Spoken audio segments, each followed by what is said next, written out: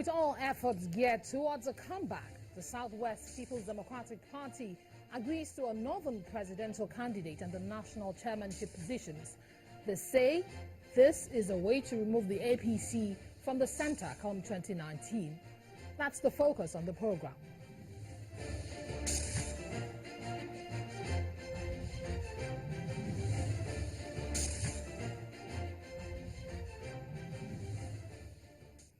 Thank you for joining in, everyone. I'm Imana Amawe.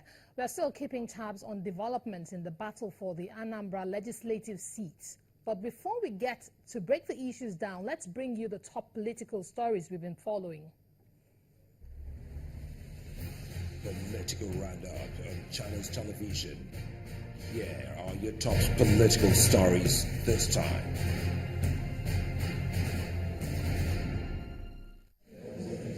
We begin in Bayelsa State, where the battle for the governorship seat continues, this time at the election tribunal. The tribunal had its hearing on the petition filed by the APC governorship candidate Chief Timipre Silva. Mr. Silva is challenging the election victory of Governor Seriake Dixon of the PDP and has filed an application to inspect election materials used for the December 5th, 2015 and January 9th, 2016 governorship election.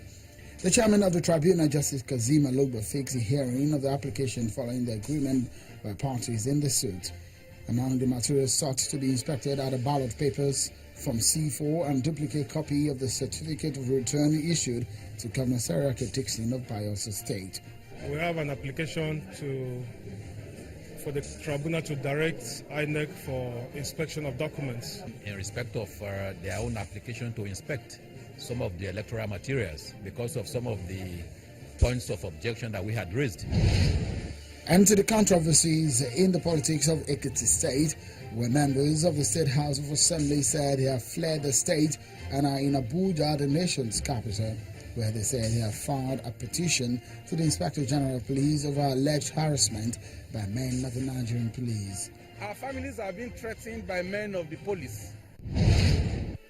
And the S.West arm of the People's Democratic Party has given a nod to the zoning of the presidency to the north for 2019 in the party. The party is eyeing a return to power at the center after a dismal performance at the 2015 general elections, which forced the party out of prominence.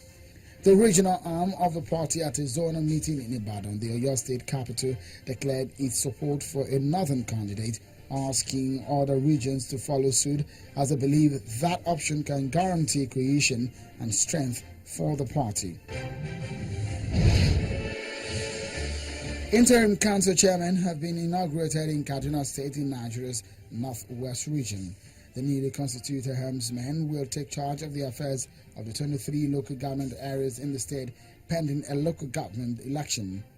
After the swearing-in proceedings of the interim council chairman, the governor of the state, Malam Nasir El-Rufai, reminds the new officials of the difficulties of the task ahead of them, since they are coming on board at a time when the resources of government is dwindling, and the reality that they will be expected to deliver on the duties of governance.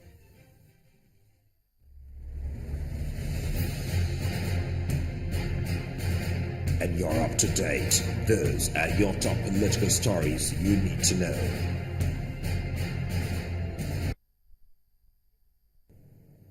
Many thanks for staying with us on Politics Today. Well, the tension is palpable following the Supreme Court judgment nullifying the Emir Kanyi-led caretaker committee in Anambra State and the list of candidates that emerged from the elections conducted by that committee.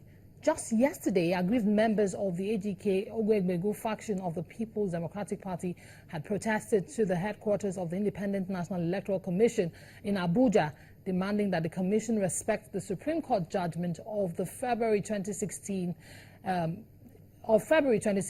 and issue certificates of returns to their members. The protesters, who were prevented by security officials from gaining access into the premises of INEC, decried the delay on the part of the Electoral Commission to entertain their demands despite repeated correspondence and visits to the Commission.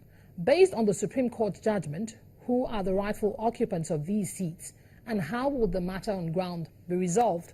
The Emir Kanyi faction, represented by Honorable Linda Ikpazu, had their say on the program yesterday And today, the Ogwebego faction will be expressing their view on the matter.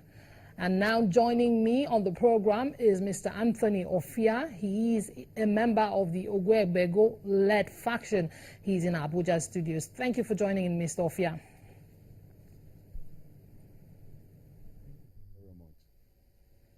Mr. Ofia, how do you interpret the Supreme Court judgment?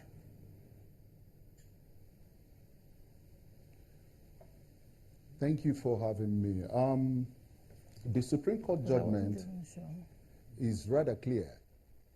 The Supreme Court basically set aside the order of the Court of Appeal. Basically, the order of the Court of Appeal is the only reason, the only pivot that is holding those people at the National Assembly right now. That Court of Appeal that was set aside by the Supreme Court. All right, Mr. Ofia. On the 29th of January, the Supreme Court set it aside. Okay, yes. And restored Justice E.S. Chukwu's order.